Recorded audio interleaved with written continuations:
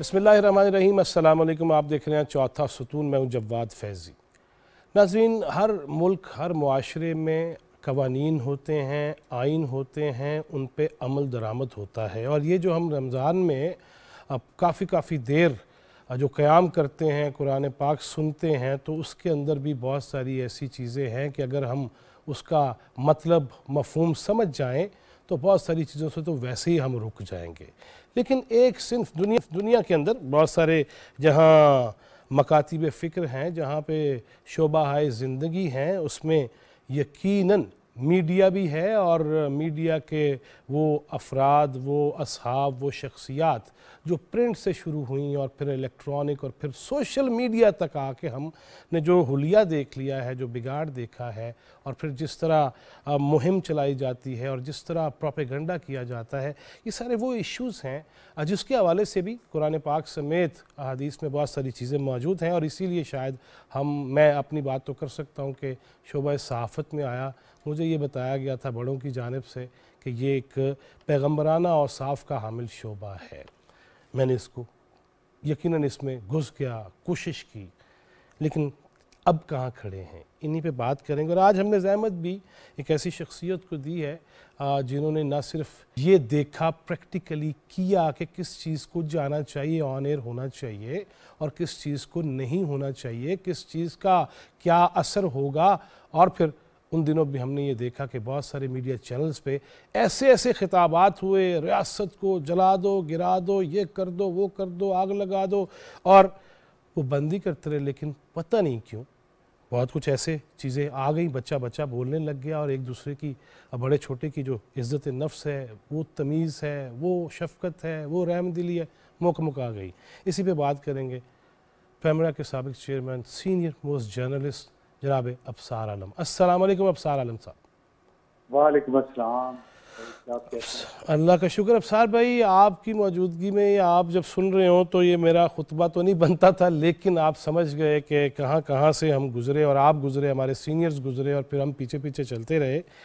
बड़े पुरखार है, ख़तरनाक है, गोलियाँ लग जाती हैं, हमले हो जाते हैं और औलाद तक को निशाने पर रख लिया जाता है, और एक बाप पे क्या गुज़रती होगी। ये सारा जो सफ़र है इसको कैसे बयान कर पाएंगे? मैं चाहता हूँ कुछ फरमाइएगा। देखिए, मैं सफ़र पर ज़्यादा बात नहीं करना चाहता, सफ़र की मुश्किलात पे मैं ज़्यादा बात नहीं करना चाहता, क्योंकि जब आप सफ़र में होते हैं तो मुश्किलात तो होती हैं और मुश्किलात का सामना भी करना चाहिए, हौसले के साथ, हिम्मत के साथ। मैं आपको ये कहूँगा कि एक लफ्ज़ में अगर आप मुझसे इसका जवाब करेंगे तो मैं कहूँगा कमिटमेंट। जो कमिटमेंट होती है ना आपकी अपने मकसद के साथ, अपनी धरती के साथ, अपने लोगों के साथ, वो फिर मुश्किलात को मुश्किलात रहने नहीं देती और ना ही वो आपको आपके रास्ते से हटा सकती। यकीनन कमिटमेंट है ना कि रहना है, यहीं पे जीना मरना है, यहीं पे नफा नुकसान है, यहीं पे सब कुछ है, तो फिर दूसरी चीजें इररिलेवेंट हो जाती। सही। मरना है तो कब मरना है, जिंदा रहना तो कितना जिंदा रहना है, खाना है तो कितना खाना है, तो वो फिर चीजें फिर होता है कि बस यही है सब कुछ, यही है, यही जीना, यही मरना, यही खुश होना, यही रोना, यही हंसना।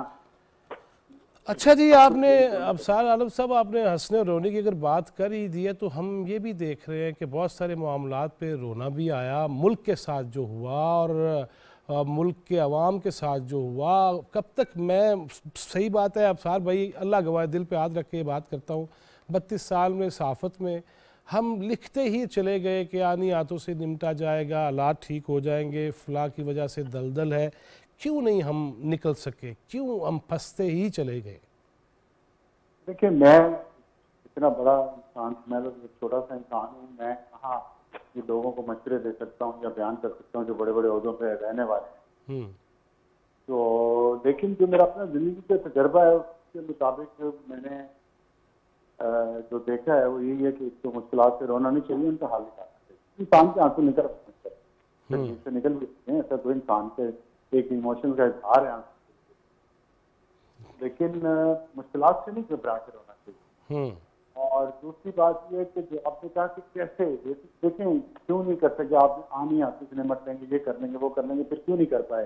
कि आपने पूछा तो मैं आपको फिर दोबारा अपने पहले सवाल की जवाब लेके जाऊंगा। कमिटमेंट, आप उन लोगों से पूछे कितनी कमिटमेंट है मुल्क और लोगों के साथ, कितनी कमिटमेंट अपनी जात के साथ, अपनी खानदान के साथ और अपने बच्चों के फ्यूचर के साथ, आपको जवाब मिल जाएगा सब चीजों का।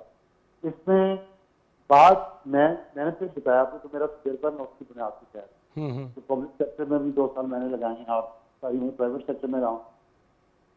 जो कमिटमेंट जहाँ पे लैक करती है ना पब्लिक पॉलिसी बनाते हुए या पब्लिक पॉलिसी को इम्प्लीमेंट करते हुए, जहाँ पे कमिटमेंट में कमी है वहाँ पे रिजल्ट आपके लिए नहीं निकलेंगे अच्छे, वहाँ पे चीजें ठीक नहीं होंगी कभी, क्योंकि नीयत ही नहीं थी ना, नीयत नहीं खोट। तो जब नीयत नहीं खोट हो तो आप हमें जितने मर्जी करते हैं, जितने मर्जी आप ऑपरेशन लॉन्च कर लें, ये मुमकिन ही नहीं है कि अमन अमान हो जाए जब तक कि आप नाराज छोटे बड़े भाई को बिठा के साथ मना के बात नहीं करते। जो एक रियासत है ना उसमें चलना है आगे, यकीनन हर चीज आनी हाथों से नहीं मिलती जाती। बाज औकात शायद जेन्युइन होती है, बाज औकात जनरेशनल गैप होता है जो हर घर में होता है। या मेरा बच्चों के साथ भी गैप होगा। अब मैं उनकी बात ना समझूं, उनके मसाइल ना समझूं और मैं उनसे सख्ती करता रहूं, जबर करता रहूं, तो वो एक दिन आके खड़े हो जाएंगे, ये छोड़ जाएंगे मुझे। तो यही हमारे मुल्क में भी तो यही हो रहा है ना। नहीं, अफसार साहब आपके साथ भी वैसे कभी ऐसा हुआ कि बच्चों ने आपसे कुछ ऐसा फैसला करवाया हो और ना चाहते हुए भी आपको करना पड़ गया हो? देखिए नहीं, फैसला उनके उनके साथ ताल्लुक में फैसला कोई ना कोई, बहुत सारे ऐसे जो मैं उनके कहने पे चेंज कर देता हूँ। मेरी जात के हवाले से कोई फैसला ऐसा ना कभी चेंज करवाया ना मैंने किया है। मतलब मैंने प्रोफेशन में किसमें जाना है, क्या करना है, किसमें रहना है, उसमें बोलना क्या है, मैंने लिखना क्या है, इस पे कोई वो नहीं ऐसी बात। अच्छा, तो अब पता है कि रिस्क है इसमें इससे पहले भी सफर कर चुके हैं, लेकिन इससे वो खौफजदा हो जाए या डर जाए कि ये ना करें, ऐसा नहीं, वो हम ऐसे नहीं है। अच्छा अफसार आलम साहब, प्रिंट से इलेक्ट्रॉनिक मीडिया, फिर ये सोशल मीडिया ट्रेंड्स, उसमें ज़बान और उसमें जो अंदाज है उसमें, ये हम कहाँ पे पहुँच चुके हैं और इसका कोई हल क्या है? देखिए, हल तो इसका वक्त के साथ साथ निकलेगा, सब कवानीन से हल नहीं निकलने वाला। बात यह है कि आप 25 करोड़ की आबादी हो ही जाएगी अब जो मरदमशुमारी के नतीजे हैं, तो 25 करोड़ की आबादी पे कौन कौन से किसके फोन को जाके आप चेक करेंगे और उस पर पाबंदी लगाएंगे। हमें ये सोचना चाहिए यहाँ तक हम पहुंचे कैसे और क्यों पहुंचे, किन लोगों की वजह से पहुंचे, किन प्लान्स की वजह से पहुंचे। अब आप मास्टरमाइंड को ना पकड़ें, उसको ध्यान ना बनाएं तो लोग तो समझेंगे ना। अब आप बच्चों को उठा लें, उनको उन पर मुकदमे कर दें, उनको जेल भिजवा दें, किसी को उठा लें, वो बाहर निकलेंगे तो क्या ख्याल है आपका, वो समझ लेंगे पहले से ज्यादा टफ हो। ठीक है, तो आपको क्योंकि उनके नजदीक में जिसने उन्हें बनाया है वो हीरो है अभी, क्योंकि उसको सजा ही नहीं मिली कोई। उसने कितना गंद माशरे में गंद डाल दिया, बच्चों के जहन में जहर घोल दिया कुछ लोगों ने, और उनको गाली सिखा दी, उनको कब फोन के जरिए लोगों की माँ बहन की लोगों को गालियां दो, उनके इससे नफ्स तबाह करो, उनको माशरे में बदनाम कर दो, उनके तोहमत झूठे बहतान लगाओ उन पे, बच्चों को सिखाया बाकायदा प्लानिंग के तहत पैसा लगा के टैक्स का पैसा इस्तेमाल हुआ, सालों साल होता रहा इस्तेमाल। और जिन्होंने वो किया है उनके खिलाफ जब तक आप एक्शन नहीं लेंगे, उनको इज्जत की मिसाल ही नहीं बनाएंगे, तो आप मुझे बताएं आप कितने बच्चों को गिरफ्तार करेंगे इस मुल्क में। और ये जो बिगाड़ पड़ गया ना, देखिए जो हमारे यहाँ अदलिया तकसीम है, फौज तकसीम है, मीडिया तकसीम है, एग्जेक्टिव तकसीम है, सियासतदान तकसीम है, पूरा मुआशरा तकसीम हो गया। ये ऐसी तकसीम, खौफनाक तकसीम पहले कभी नहीं हुई। और ये क्यों हुई है? क्योंकि बच्चों के जहन में जहर घोला गया है प्लान के तहत कई सालों तक मुसलसल। उनको झूठ सिखाया गया, उनको झूठ बताया गया, उनको गुमराह किया गया। अपने बच्चे को उन्होंने बाहर पढ़ने के लिए भेजे हुए, उन्होंने ये किया है।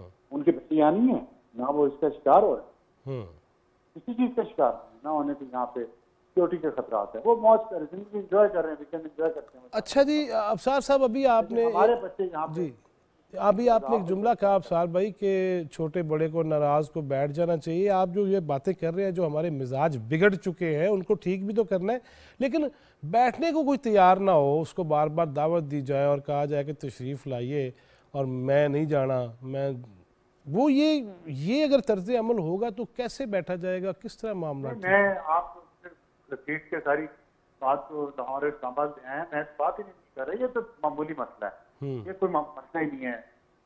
पीटीआई का जो भी ये सारा शोर मचाया हुआ है अदलिया ने और मीडिया ने मिलके, ये नथिंग, ये इससे बड़े बड़े क्राइसिस हुकूमतें हल कर लेती हैं बड़े आराम से। मैं तो बात कर रहा हूँ उससे जो बिगर प्रॉब्लम है जिसपे नजर नहीं जा रही, बलोचिस्तान का इशू है, केपी का इशू, सिंध का इशू, कश्मीर का है, गिलगित बल्तिस्तान का है, जो हमारे पेरिफेरल जिसको आप कहते हैं एरियाज, वहाँ लोग बहुत मायूस हैं, तंग हैं। आप उनको डंडे से आगे लगा के रखें, ऐसे नहीं होगा। उनको भाइयों की तरह एक दस्तरखान पे बिठाना पड़ेगा, उनके ग्रीवेंसेस सुनने पड़ेंगे, चाहे नाजायज भी, कुछ उनकी नाजायज बात भी कोई एक आध माननी पड़ेगी जायज बातों के साथ साथ। उनका कॉन्फिडेंस रिस्टोर करना होगा, उनका ट्रस्ट फेडरेशन पे और पंजाब पे रिस्टोर करना पड़ेगा। It will take time. उन्हें मार मार के आप नहीं समझा सकते, उसके बाद करके उनको फोल्ड मिला। आप अपने मुल्क को इतना खूबसूरत बनाए, मेरा घर का अगर मेरा घर अच्छा होगा तो जवाब साहब मुझे ये बताएं, मेरे बहन भाई मेरे घर में आके रहना पसंद करेंगे कि नहीं करेंगे?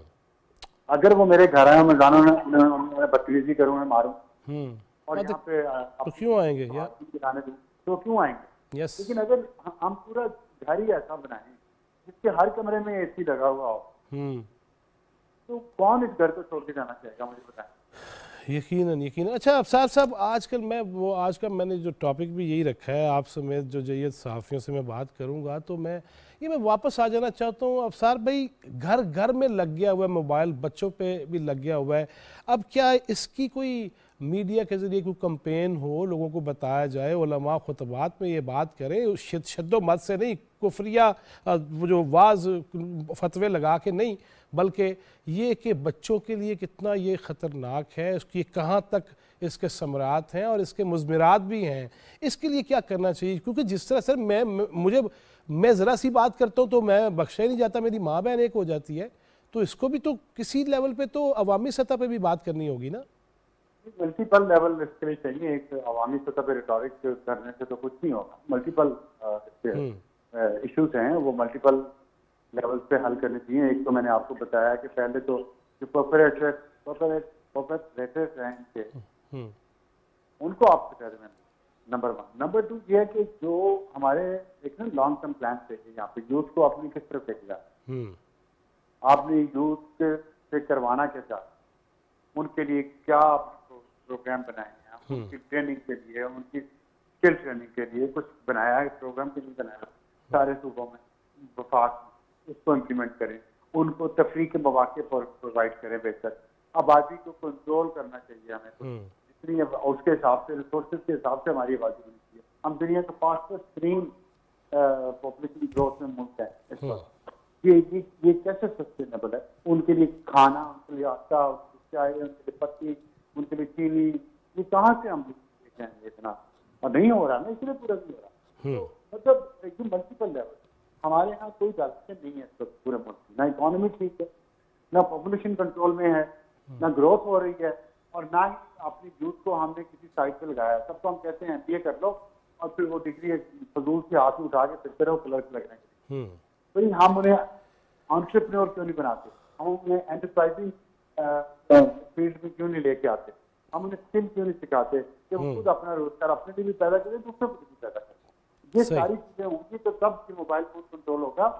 खाली तकरीरें करने से, मौजूद से या हमारे मीडिया पर बैठ के, इससे ये मोबाइल फोन पे ये एक पार्ट तो हो सकता है, एक पार्ट हो सकता है, लेकिन वो जब यहाँ से हमारे दीगर सब चीजों को भी देखना पड़ेगा। बिल्कुल करें, वो हमारे कहने पे ये गालियाँ निकालना बंद हो जाए। गालियाँ वो उनकी तफरीह है ना जी, उनका टाइम पास है ना, आप उनकी तरफ जाके सोचें ना, वो बड़ा याद कर रहे हैं। वैसे जो उस लेवल पे चले गए हैं अफसार साहब, वो हमेशा ही वादा हो जाता है हमारा। अब आप किसी दिन तशरीफ़ लाइए ताकि खुल के मज़ीद भी बातें हो सकें। और ये वादा हो गया जी है। Thank you very much Afsar आलम साहब, बहुत शुक्रिया जी। नाज़रीन, सहाफ़त का एक बड़ा अहम नाम, वो इन्वेस्टिगेशन हो, वो फ़ीचर्स हो, हमने जिनको पढ़ के और जिनसे फिर सीखा प्रैक्टिकली, उन्हीं इदारों में भी मौका मिला। जनाब इफ्तिखार अहमद हमारे साथ फ़ोन लाइन पे। अस्सलाम वालेकुम इफ्तिखार भाई। वालेकुम सलाम। इफ्तिखार भाई, 2-3 जो सुलगते मामलात हैं, वैसे तो जब से होश संभाला है सुलगते ही मामलात देखे हैं, लिख लिख के भी वो उंगलियां भी घिस गई हैं। लेकिन इशू ये है कि इस वक्त हम जहाँ पे पहुँचे हुए हैं और जिस तरह हमने देखा कि ज़बानो बयान सामने आया, फिर उसको किस किस अंदाज में क्या क्या कहा गया, किस किस को कहा गया, ये कहाँ पे हम खड़े हैं और किधर जा रहे हैं और कहाँ जाना चाहिए? वैसे हम पहाड़ की चोटी से लुढ़कते हुए बहुत बड़ी खाई की तरफ जा रहे हैं। अगर रास्ते में हमारे पाँव कहीं टिक गए तो शायद बच जाएं, वरना हम खाई में गिर जाएंगे। और ये जो पार्लिमानी निज़ाम है, इसको जो पैक करने की बहुत बड़ी ख्वाहिश है, ये कुछ लोगों की शायद पूरी हो जाए अगर खाई में हम गिर गए। नहीं तो फिर है कि खाई में हम ना गिरें। खाई में ना गिरने के लिए क्या करना चाहिए? खाई में ना गिरने के लिए करना चाहिए, खड़ा होना चाहिए आइन के साथ, आइन की बालादस्ती के साथ, पार्लियामेंट के साथ, पार्लियामानी निज़ाम के साथ, इंतखाबात के साथ, वन मैन वन वोट के साथ, बिल्कुल। और सियासी पार्टियों को भी थोड़ी बहुत शर्म करनी चाहिए। उन्हें सियासी पार्टियां बनानी चाहिए यूनियन काउंसिल की सतह पे, या ताकि यूनियन काउंसिल की सतह पे, ताकि कम से कम हर 7-8 हज़ार जो यूनियन काउंसिल पाकिस्तान में हैं जी, हर यूनियन काउंसिल में अगर उनका 100 वर्कर भी हो तो कोई भी स्टैब्लिशमेंट का धड़ा उसका मुकाबला नहीं कर सकता। अगर लाख 2 लाख आदमी तैयार हों हर वक्त अपने हकूक के लिए आइन के दायरे में रहकर लड़ने के लिए, तो किसी की जरूरत भी नहीं होगी जो कुछ नहीं। लेकिन जहाँ पे अहले सियासत ही आवाज़ें दे रहे हो, मिल लो मैनू कोई टाइम ही दे दो, तो वहाँ पे उसकी वजह है ना, क्योंकि इनमें से 90% का ताल्लुक उनसे है जो 70 साल से चले आ रहे हैं। इन्होंने मुकामी हुकूमतों को तरक्की नहीं दी। इन्होंने मुकामी हुकूमतों में लाखों इंसानों पे मुश्तमिल जो नई क़यादत जन्म दे सकती थी उसको रोके रखा। मसलन आज ये जो सुप्रीम कोर्ट है जिसको ये 90 दिन का बहुत शोर है, पता नहीं 90 दिन अगर ना हुए तो खुदा न खास्ता क्या हो जाएगा। तो सुप्रीम कोर्ट ने एक फैसले के तहत मुकामी हुकूमतों को बहाल किया। 7 महीने उन मुकामी हुकूमतों के मुंतखब नुमाइंदों को कमिश्नर और डिप्टी कमिश्नर ने अदारों के दफातर में नहीं दाखिल होने दिया। तो उस वक्त ये जो सुप्रीम कोर्ट है जो कहती है कि मेरे दरवाजे पे आइन दस्तक दे रहा है, शायद उस वक्त आइन दस्तक नहीं दे रहा था। तो जिस माशरे में आप रहते हो उस माशरे की सूरत हाल ये हो, तो वहाँ पे मैं कहता हूँ कि हम खाई की तरफ ही जा रहे हैं। शायद हमारा वो हाथ पड़ जाए, रास्ते में कोई ऐसी चट्टान हमें रोक ले या ऐसा छोटा सा खुला मैदान मिल जाए कि हमारे पाँव टिक जाए। इफ्तिखार भाई, प्रिंट से इलेक्ट्रॉनिक मीडिया और अब सोशल मीडिया, मैं ये ज़रूर पूछना चाहूँगा कि जिस तरह मैंने पहले अर्ज़ किया कि हम आपको देख के आए भी और फिर सीखा भी बहुत सारा, बहुत चीज़ें, लेकिन ये जो अब हम जहाँ खड़े हैं कि आपने बात कर दी, मैंने कर दी, किसी ने कर दी, उसके नाम भी बना दिए, उसके बारे में वो तज़हीक आमेज़ जो है वो मुहिम भी चलने लग जाती है, इसको कैसे रोकेंगे हम? आप अपने जो कवानीन है तौहीन के उनको दुरुस्त करें। मैंने एक सेनेटर के खिलाफ हत्या की इज्जत का दावा किया हुआ 6 साल हो गए हैं। हजार रुपए के मैंने टिकट लगाए थे उस दरख्वास्त पे, उसका कुछ नहीं हो रहा। हमें अपने जो हत्या की इज्जत के कवानीन हैं इनको सख्त करना होगा और टाइम फ्रेम तय करना होगा कि 6 महीने में फैसला होगा या साल में फैसला होगा। पहली बुनियादी बात तो ये है। दूसरी बुनियादी बात ये है कि जो आज़ादी की तस्वर है कि इजहार की आज़ादी होनी चाहिए, जिसमें हमारे बहुत से दोस्त पागल हुए फिरते हैं और दीवाने हुए फिरते हैं, उनकी मैं तवज्जो दिलाना चाहता हूँ। अमेरिका में एक मुकदमा चल रहा है जो 2000 अफराद के खिलाफ है। वो भी अपने लीडर के कहने पर आज़ादी का इस्तेमाल करते हुए एक बिल्डिंग पर हमलावर हुए थे। 1000 अफराद के मुकदमात तैयार है। 50 रियासतों के अटॉर्नी जनरल ने दिन रात मेहनत की है और बाकी 1000 के भी तैयार होने वाले हैं। ये वो मुल्क है जहाँ पे आज़ादी है, अपने इजहार की हक है, अपनी बात कहने का, लेकिन वहाँ भी तो कुछ कवानीन हैं यकीनन, और वो वहाँ भी कुछ कवानीन के ताबे ही है। तो ये 1000 आदमी गिरफ्तार है और 1000 और गिरफ्तार हो रहा है। तो पाकिस्तान में हमारे जो दोस्त नहीं इफ्तिखार भाई, आप ये उन्हीं लीडर की बात कर रहे हैं जिनसे वर्ल्ड कप लेके आए थे खान साहब? जी नहीं, ये जो अमेरिका में डोनाल्ड ट्रंप है, जो डोनाल्ड ट्रंप का जो उन्हीं से लेके आए थे ना, जब यहाँ पे कहा गया था अमेरिका से वापसी पे कि ऐसे आए हैं जैसे एक और वर्ल्ड कप जीत लिया। ट्रंप के जो दोस्तों ने जो हरकत की है वो उन्होंने तो अपनी हक को इस्तेमाल किया ना, आज़ादी का हक, तहरीर का हक, जुलूस का हक, जलसे का हक, इज्तिमा का हक, लेकिन तमाम हकूक कवानीन के ताबे होते हैं। यस। तो हमारे मुल्क में तो अब ऐसा हो गया है कि अदालतों के दरवाजे तोड़ के गौल दर गौल लोग अंदर चले जाते हैं और नारे मारते हैं और सब कुछ करते हैं। तो जब कुछ किया जाए, 2-4 आदमी पकड़े जाएं, तो हमारे बहुत सारे लिबरल्स भी चीख उठते हैं, ये क्या हुआ, ये तो उनके इंसानी हकूक में मदाखलत है। उनकी मैं तवज्जो दिलाना चाहता हूँ, जो अमेरिका में इसका मुकदमा चल रहा है, कि वक्त निकले तो उस मुकदमे को जरा गौर से देखते रहें और देखें कि इन लोगों को क्या सजा हो रही है और सजा की वजूहात क्या हैं। तो शायद जो आर्टिकल 19 पाकिस्तान के आइन में लिखा हुआ है आज़ादी के बारे में, उसके आगे सब्जेक्ट टू लॉ भी लिखा हुआ है। तो सब्जेक्ट टू लॉ की भी इनको समझ आ जानी चाहिए। तो मैं तो ये कहना चाहता हूँ।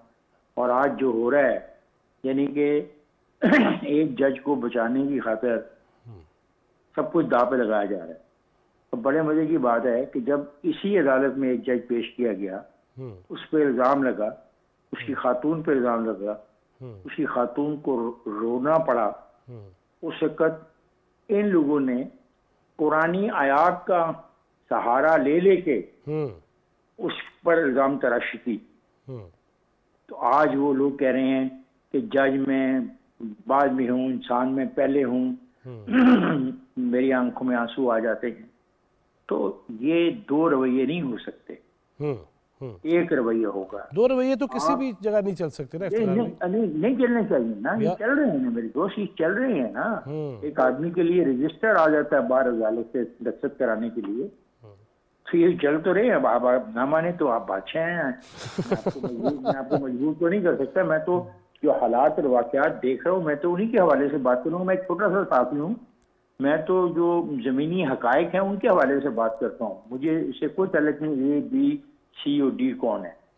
ये मखसूस जज्बात रखने वाले जो फैसले करना चाहते हैं वो करें, ज़रूर करें। अब तो वो सुने कि सेक्रेटरी डिफेंस को भी बुलाने को तैयार हैं और सेक्रेटरी फाइनेंस को बुलाने को भी तैयार हैं। बुलाएं, पूछें उनसे तो पैसे कहाँ से आएंगे, कैसे होंगे।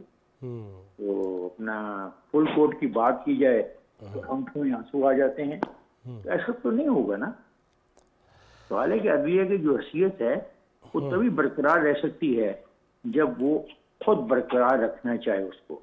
ये कल फैसला कर देते हैं मंगल को, लेकिन मंगल को फैसला करिए तो रिव्यू में चला जाएगा मामला। ये जो एक दोस्त की ख्वाहिश थी और उसने नवंबर में इस ख्वाहिश का इजहार किया था कि मुझे इंतखाबात मार्च अप्रैल में चाहिए, सही। उसकी ख्वाहिश को मद्देनजर रखते हुए अगर फैसले करने हैं तो फिर उसके नताइज भी वैसे ही आएंगे। अच्छा इफ्तिखार भाई, ये अब जो 30 अप्रैल वाला शेड्यूल है मेरे दोस्त, वो खत्म हो चुका है जी। क्योंकि जब 8 अक्टूबर को इलेक्शन कमीशन ऑफ पाकिस्तान ने नई तारीख का ऐलान कर दिया तो साबका शेड्यूल खत्म हो गया है। यस। अब ये मंगल को जो मर्जी करें या बुध को जो मर्जी करें तो शेड्यूल तो फिर नया ही जारी होगा ना भाई। और उसमें जितने दिनों की जरूरत होगी कम से कम उतने दिन तो होंगे। तो जो ख्वाहिश है एक दोस्त की कि इलेक्शन मुझे मार्च और अप्रैल में चाहिए, शायद उसकी ये ख्वाहिश भी वैसी ही ना पूरी हो जैसे उसकी चीफ ऑफ आर्मी स्टाफ के बारे में एक मखसूस फर्द की तैनाती के हवाले से थी।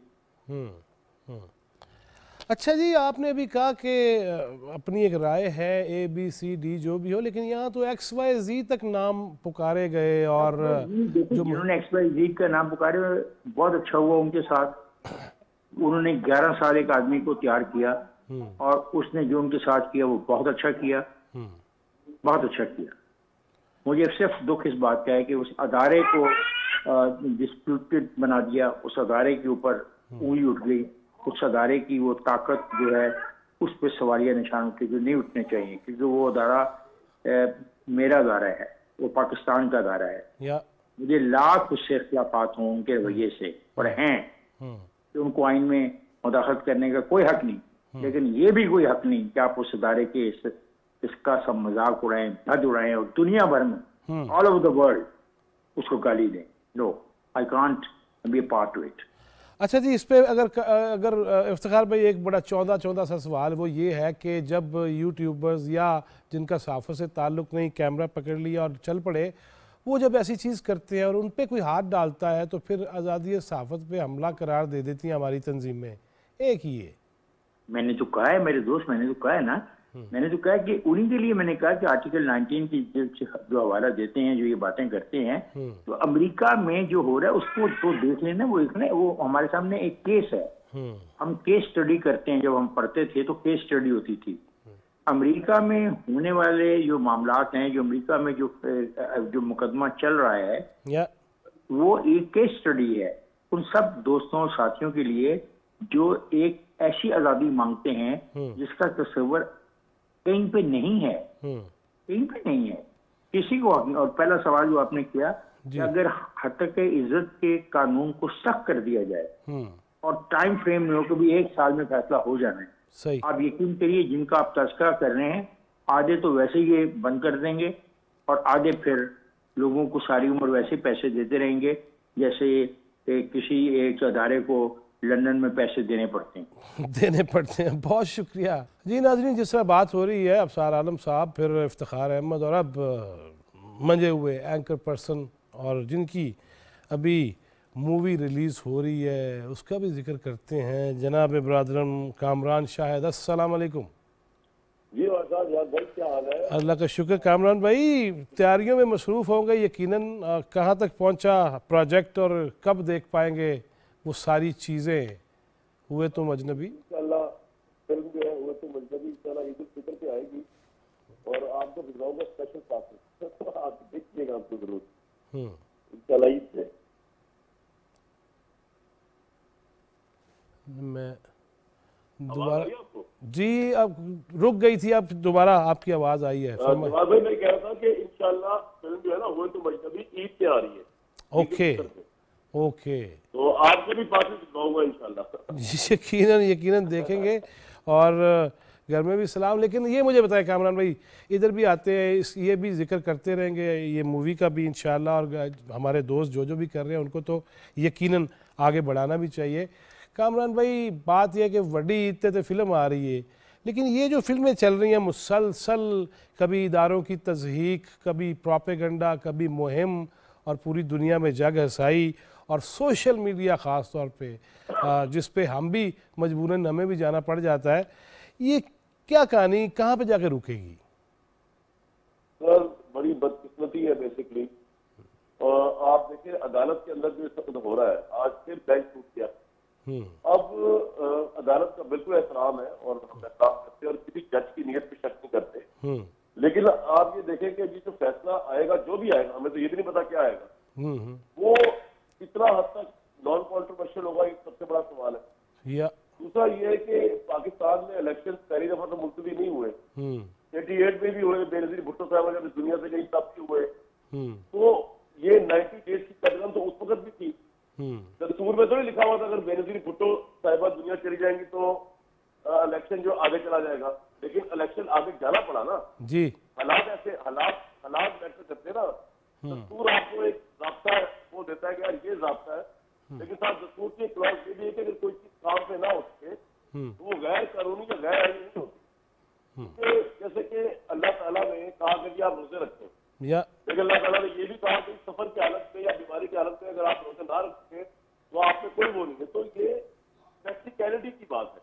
अब यहाँ पर एक तो इस मुल्क में पैसा नहीं है, आप कह रहे हैं साल में 2-2 इलेक्शन करवाने हैं आपको, जो भी कह रहा है या तो गवर्नमेंट से ले डेट अपनी, तो ये मुल्क 2-2 इलेक्शन का मुकम्मल नहीं हो सकता मेरे भाई। जो इसमें हालात चलते, मकरूज कौम है हमारी, बेल पे हम चल रहे हैं और आज के नहीं 1950 से चल रहे हैं। जो भी हुकूमत आई है वो हम साइकिल में चल रहे हैं ना। यस, तो बगैर ब्लेमिंग एनीवन चल तो रहे ना, ये फैक्ट है। इस मौके पे आप कहें कि पंजाब और केटी के अलग इलेक्शन होंगे, फेडरल के अलग होंगे, तो जो ये कह रहा है वो भी गलत है और जो फेडरल के फिर पीछे लेके जा रहा मेरे साथ वो भी गलत है। इसमें चीफ जस्टिस साहब ने कहा ना कि मिडिल ग्राउंड होना चाहिए, ये बेस्ट है, क्योंकि अदालत को सियासी मामला में आना नहीं चाहिए। अगर आप मेरी जाती राय लें, यकीनन नहीं होना चाहिए। फैसला अपना गन डाल देते कोर्ट के ऊपर, कोर्ट की क्रेडिबिलिटी में भी सवाल आ जाता है। अच्छा कामरान भाई, ये बताइएगा कि ये जो साथ ही सोशल मीडिया पे ख़ास तौर पे जो ट्रेंड शुरू हो जाते हैं, मैं कई दफ़ा देखता हूँ आप जेन्युइन बात कर रहे होते हैं, लेकिन आपने भी देखा है खाने को कैसे कैसे लोग पढ़ते हैं। इस पे कानून भी मौजूद है, लेकिन होता यह है कि अगर ऐसी कोई इदारों के ख़िलाफ़ जो तौहीन आमेज़ या ऐसी तज़हीक आमेज़ जो ट्रेंड्स बनाते हैं उनके ख़िलाफ़ एक्शन हो तो फिर लोग कह जाते हैं जी कि आज़ादी सहाफ़त हमला हो गया जी। आज़ादी सहाफ़त में तो जी हमला बेसिकली पता नहीं कब कब जेन्युइन हुआ कब कब इनजेन्युइन हुआ, लेकिन जो सोशल मीडिया है इसको सहाफ़त कहना जो है ना, हर सोशल मीडिया प्लेटफॉर्म को सहाफ़त कहना क्वेश्चनेबल है। हाँ नहीं, जैसे साफ़ी हैं, हम मौजूद हैं, लेकिन जो बिल्कुल ही आ गया कैमरा चुक के और अन्य वाह। भाई बात ये है कि हर बंदा जो कैमरे आगे खड़ा है ना और हर बंदा जो सवाल पूछ रहा है वो साफ़ी नहीं है। यस, देखना पड़ता है कि सवाल क्या है और कैमरे के आगे वो क्या कह रहा है, कर क्या रहा है। तो वहाँ पे कोई एडिटोरियल कंट्रोल नहीं है। अब मैंने अपनी जिंदगी का आगाज किया था पीटीवी न्यूज से। यस, आप यकीन करें पीटीवी न्यूज में आज तक मेरा कभी एक लफ्ज म्यूट नहीं हुआ, इतनी जिम्मेदारी स्थापित की। और अब मैं दुनिया न्यूज में 11 साल से हूँ, कभी एक लफ्ज म्यूट नहीं हुआ। कभी तरफ से पिटीशन नहीं आई कि आपने ये बात गलत कह दिया या आपने ज़ाब्ता इख्तियार की पामाली कर दी है। सोशल मीडिया में तो कोई एडिट है ही नहीं ना, ना कुछ चेक है, मादर किधर आजाद है, ना आपको अपनी आइडेंटिटी देनी है। नहीं, लेकिन हाथे पाना पैना है ना कामरान भाई। आप क्या कह रहे हैं? सॉरी, मैं क्या हाथे पाना पैगा ना अगर। हाँ जी जी जी, मैं तो इसके हक में हूँ। विदाउट एविडेंस आप जो बात करते हैं कानूनी लिहाज से भी नाजायज है, शरई लिहाज से भी नाजायज है, जिस पे चाहे आप इल्जाम लगा देते हैं। आप बताएं ये मुल्क जो है इस्लाम के नाम पे हम वैसे तो कहते हैं कायम है, दस्तूर भी रेगुलेट करती है इस्लामिक लॉज, और हमारे यहाँ पे कोई एविडेंस का लॉ ही नहीं अप्लाई होता सोशल मीडिया के ऊपर। मैं आपके मुतालिक कह दूं, आप मेरे मुतालिक कह देंगे जी पैसे पकड़े हुए, तो एविडेंस के बगैर कोई कॉपीराइट नहीं, कोई पासपोर्ट नहीं, कोई डेफामेशन लॉ नहीं है। बिल्कुल मैं इसके हक में हूँ कि सोशल मीडिया को रेगुलेट होना चाहिए और ऐसी बॉडी रेगुलेट करे जो ना सरकारी हो ना इदारा जाती हो, वो क्रेडिबल सहाफी हो, बड़े नाम है उनमें। मुजीब रहमान शाबी साहब है, मजहर अब्बास साहब है और बड़े नाम है, उनको बिठाएं। ये बड़े बड़े जो प्राइवेट चैनल्स के उनको बिठाएं, आप जो बड़ी बड़ी बॉडीज के हेड है उनको बिठाएं। नहीं वैसे कामरान भाई जो बैरून मुल्क के हमें हवाले दिए जाते हैं वहाँ तो हर इदारे में खुद वो मौजूद है, अवामी भी उसमें नुमाइंदगी है और पूरे बोर्ड बने हुए हैं। सर ये जो एक ऑफकॉम है ना इंग्लैंड का, ये अब तक पाकिस्तानी चैनल्स को बिलियन रुपए का टैक्स डाल चुका है, फाइन कर चुका है, क्योंकि यहाँ पे हम ऐसी बात कर जाते हैं, वहाँ पे तो बहुत ही स्टैंडर्ड हाई है ना। मतलब अब मैं आपको मिसाल देता हूँ कि मैं आपके प्रोग्राम में आया हूँ जी जी, आपका प्रोग्राम अगर इंग्लैंड में ब्रॉडकास्ट हो रहा है, मैं किसी शख्स के मुतालिक ऐसी बात कह दूं जो कि इल्जाम है, लेकिन मैं ऐसा फैक्ट बयान कर दूं और आप मुझे रोके ना, तो आपको पीटीवी न्यूज को शू कर देंगे इंग्लैंड के अंदर और आपको पैसे देने पड़ जाएंगे वहां पे मिलियंस के अंदर। वहां तो सोशल मीडिया की भी नॉर्म बड़ी हाई स्टैंडर्ड है, क्योंकि वहां पे आम लेवल पे भी लोग झूठ कम बोलते हैं, आम लेवल पे भी लोग इल्जाम बिला वजह किसी पे नहीं लगाते, तो वो उनकी सोशल मीडिया उनकी सोसाइटी से निकली हुई है। वहाँ पे तो एडिट कंट्रोल उसका अगर नहीं दिए तो हालांकि हम रोज खजूर की सुन्नत भी पूरी कर रहे हैं, कुरान भी सुन रहे हैं और रोजा भी रख रहे हैं। सर आप सोशल मीडिया पे रमजान के अंदर जो गलाजत है, आप वो देखेंगे कि इस्लामिक जमहूरिया पाकिस्तान जैसे मुल्क में अभी एक सोशल मीडिया एक्टिविस्ट को उठाया गया एक पार्टी के नाम लिए बगैर बात करता हूँ। अच्छा, उसने इतने गलीज ट्रेंड चलाए हैं, इतने गलीज स्टंट चलाए, उसके बावजूद मैंने अपने प्रोग्राम के प्लेटफॉर्म से कहा कि इसको अगर उठाया गया बगैर पुलिस को बगैर लीगल पॉइंट करते हुए खोलना चाहिए जाती है। सही। हम तो इस लेवल तक है, जिन लोगों से हमें गालियां दी है हम उनकी वकालत करते हैं बैठ के कि यार ये किस जाती है, लेकिन उनका कंडक्ट देखे ना आपके, वो जब बैठते हैं सोशल मीडिया पे तो ना उनको दीन का खौफ है, ना दुनिया का खौफ है, ना कानून का खौफ है। गलाजत जिसे आप कहते हैं ना, 60% सोशल मीडिया गलाजत है पाकिस्तान में। अच्छा कामरान भाई, अभी इफ्तिखार अहमद साहब यही बात कर रहे थे कि अमेरिका के अंदर डोनाल्ड ट्रंप साहब ने जब वो एहतजाज कराया, चढ़ाई करवाई, तो क्रिमिनल चार्जेस भी है, 2000 बंदे के खिलाफ मुकदमात दर्ज हो रहे हैं, 1000 के खिलाफ हो चुकी है कार्रवाई पूरी। यहाँ पे हम वर्ल्ड कप लेके आए थे उन्हीं डोनाल्ड ट्रंप साहब से, वो वापस नहीं कर देना चाहिए अब? सर वो तो पता नहीं उसकी वो वर्ल्ड कप था भी या नहीं था, लेकिन आप ये देखें कि डोनाल्ड ट्रंप अमेरिका के पहले प्रेसिडेंट बनने जा रहे हैं, साबिक प्रेसिडेंट, या जिसके ऊपर फतवा जुर्म आयद होने जा रही है, और वो भी पॉपुलर 3 लीडर है वहां का। यस। और जैसे पाकिस्तान में पॉपुलर 3 लीडर पाए जाते हैं, वो पॉपुलर 3 लीडर है अमेरिका का, लेकिन वहां पे कानून जो है वो पॉपुलैरिटी से घबराता नहीं है, वहां पे अदालतें पॉपुलैरिटी को अकोमोडेट नहीं करती, और ये वो असूल अंग्रेजों ने जो आज अपनाया है जिससे ऊपर चले गए, ये हमारा अपना असूल है। खलीफा वक्त के आगे खड़े होकर वो आम आदमी चैलेंज कर दिया करता, हुकूमत फारूक को चैलेंज कर दिया जी आपको माले गरीबन में से एक्स्ट्रा मिला, ये तो आपके कद में पूरे या तो उन्होंने बेटे की गवाही दिलवाई कि इन्होंने मुझे दिया है। तो कहने का मतलब ये है कि हज़रत अली जिस तरह अदालत में पेश हुए, तो जो यहूदी के साथ मामला था, तो ये हमारे स्टैंडर्ड से पाकिस्तान में वो स्टैंडर्ड पीछे गए हैं बजाय आगे आने की। तो सर पूरी सोसाइटी जवाब भाई शिकार है इस वक्त जिसे आप कहते हैं इनेताज का, जवाल का। तो उसमें सिर्फ सोशल मीडिया नहीं है, आप सड़कों पे देख ले, फैमिली पे लोग दस्ते गिरफ्तार हुए हैं। सियासत में नफरत, अगर नफरत जो है वो सियासत का नाम है, तो 3 हर्फ भेजी चाहिए सियासत के ऊपर, जो कोई भी करे। बिल्कुल ठीक है, बिल्कुल ठीक है। यस, बहुत शुक्रिया कामरान भाई, आपके वक्त है, इस्लामाबाद आएंगे तो स्टूडियो में ज़रूर आपको दावत देंगे और आप वापस आके अपनी यादें भी ताज़ा कीजिएगा पीटीवी न्यूज़ की। Okay, thank you. यकीनन जिस तरह ये कह रहे हैं कि रास्ते में चलते हुए रोज़ा रखा हुआ है लेकिन बर्दाश्त नहीं है, हॉर्न पे हॉर्न चल रहा है, और बैरून मुल्क जिनके हवाले दिए जाते हैं वहाँ की देख लेना कि वहाँ पे अन्नेवा एवं फजूल में हॉर्न बजाने से भी मना किया गया। यहाँ बच्चों को बैठा देते हैं गोद में, जो कि वो भी जुर्म है बैरून मुल्क। आप कार सीट के बगैर बच्चे को गाड़ी में नहीं बिठा सकते। हस्पतालों से ना वो बच्चा वो देते ही तब है जब आप उसकी कॉर्ड लेके आएंगे जिसके साथ सीट बेल्ट बांधी जा सकेगी, या तो फिर स्टैंडर्ड वो भी लेके आए ना। सिर्फ अपनी अपनी तकरीर में हवाले देना काफ़ी नहीं है। एक तरफ रियासत मदीना की बात, एक तरफ यूरोप की बात, बरतानिया की बात, अमेरिका की बात, चीन के हवाले, तो जो कानून है उस पर तो अमल करना पड़ेगा ना हर एक को। लेकिन हम अपने तय भी ज़रा सोचें ना थोड़ा सा। रोज़ा भी रखा हुआ है, हलाल चीज़ों से मना किया गया है। बीमारी में यकीनन सफ़र में सारी चीज़ें इजाज़त है, बल्कि एक साहबी रज़ी अल्लाह ताला अन्हु तबीयत बिगड़ गई रोज़े में, तबीयत ख़राब हो गई, साहबा कहते हैं रोज़ा अफ्तार कर लो, खोल लो, कहते नहीं मैं नहीं खोलना। नबी करीम सल्लल्लाहु अलैहि वसल्लम के ये फरामीन भी मौजूद हैं, ये अंदाज भी मौजूद हैं। उन्होंने कहा क्यों नहीं खोल रहा, क्यों अपने आप को हलाकत में डाला हुआ है? रोज़ा किसी की जान लेने के लिए नहीं है। तो कोई भी अमल जो किसी को तकलीफ़ देता है, मुझे भी जो तकलीफ़ देने वाले हैं कोशिश करता हूँ माफ़ कर दूँ। माफ़ी भी तो देनी है ना, लेनी भी है।